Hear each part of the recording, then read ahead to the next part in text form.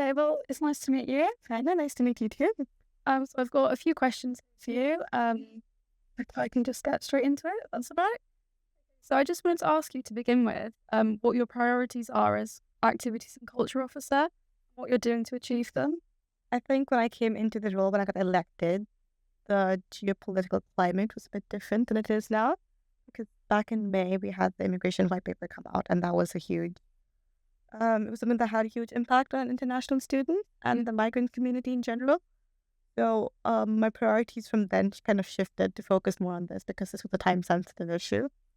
And so as of right now, a lot of my effort goes on in lobbying different people in power, whether it's the Vice Chancellor, whether it's people in Parliament. It's a lot of lobbying them to make sure the changes in the white paper don't actually go through. I don't think I've been entirely successful in these, but I do think we are having smaller wins. For instance, there was supposed to be a 6% levy on the international students' tuition, which would cost the university millions of pounds. At the same time, that cost, they're probably not going to absorb it all. They would pass it on to students, which is not fair. It's a very marketized education system already, and that's not fair to increase tuition fees even more. So they have changed that, though. They have made that instead of 6%, they've made it a flat rate of £925 because of the amount of lobbying that's been happening. Okay. And now there's a consultation phase that's going on, and I'm trying to get students and the university to collaborate and work on that. Yeah.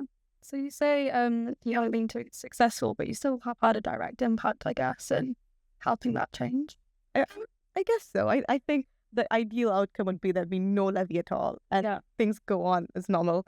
Decrease in tuition fees, that would be the ideal outcome, but small wins, I think, is not too bad. Okay. And then just a general question, I guess. I wanted to ask you, how does the Manchester student community benefit from the Students' Union, in your opinion? I mean, I'm part of the Manchester student community, and I was a first-year student last year, so I haven't been here for that long, but I think the Students' Union was the reason I felt so at home with Manchester. So obviously, I was an international student. I came in from India, and it was a completely different environment. But being part of societies and like sports clubs and all of that, it gave you a community, it gave you friends, as I'm sure that you face in MMG in finding a community here. And it's not even about the community, but also the transferable skills that you're gaining from all of these. Because I was part of societies and committees, and I learned so many things about like leadership, about even like graphic design and things from being like a social media manager. And there's so many skills that you learn. Yeah. And there's so many societies as well. So yeah, it's close to 500 now, including all the clubs. That's crazy. So many options.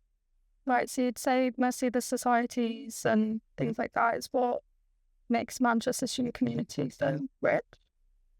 I think I misunderstood your question, to be fair. I think you asked me what Manchester student community benefits from the Students' Union, so that's what I answered.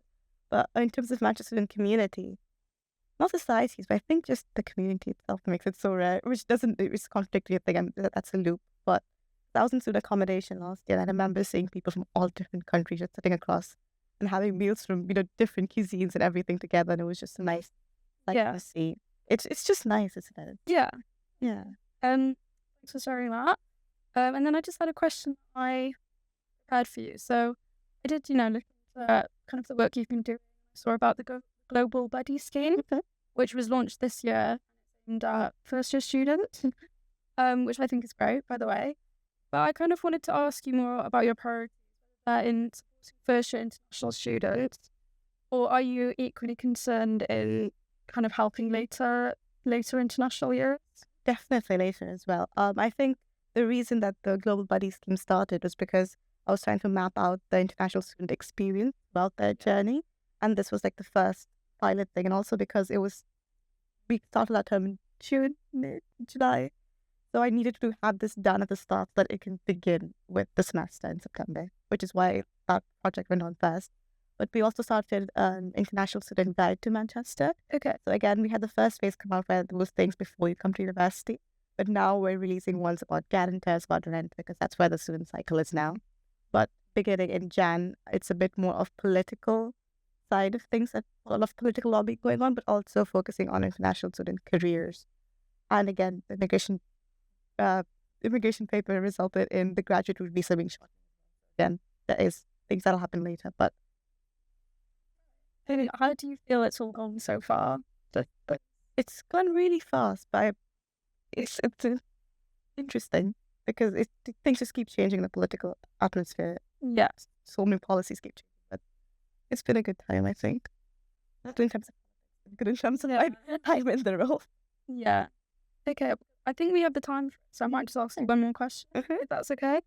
And that's just, well, I had a look at your manifesto, and you say that you like amongst inclusion and just making sure students enjoy their time at Manchester, you're also like keen to address the cost of living crisis. So I was just wondering, I don't know, have you done anything about that, like since you've been elected, like to directly target the cost of living? I think in terms of cost of living, that's not just my priority. That's like an officer team priority as well. We really care about the material conditions Yeah. of the students' experience. And I think that is not limited to international students alone. That is something that's felt widely by our entire student body. We're working on actions towards it. I know that Lexi's working on international students hardships fund. I'm trying to work on microloans. But because when it relates to like direct funding and things like that, it takes time to actually get the money rolling. Right. Okay. And also because a lot of my time has been focused on time pressured activities with the policy changes, I haven't been able to focus as much on these aspects. Okay. I think you answered that pretty well. Thank you. Yeah, that's the question pretty well. Thank you. But that's all my questions I have for you. So yeah, I don't know. It's nice to speak to you. Me too. Thank you. Thank you.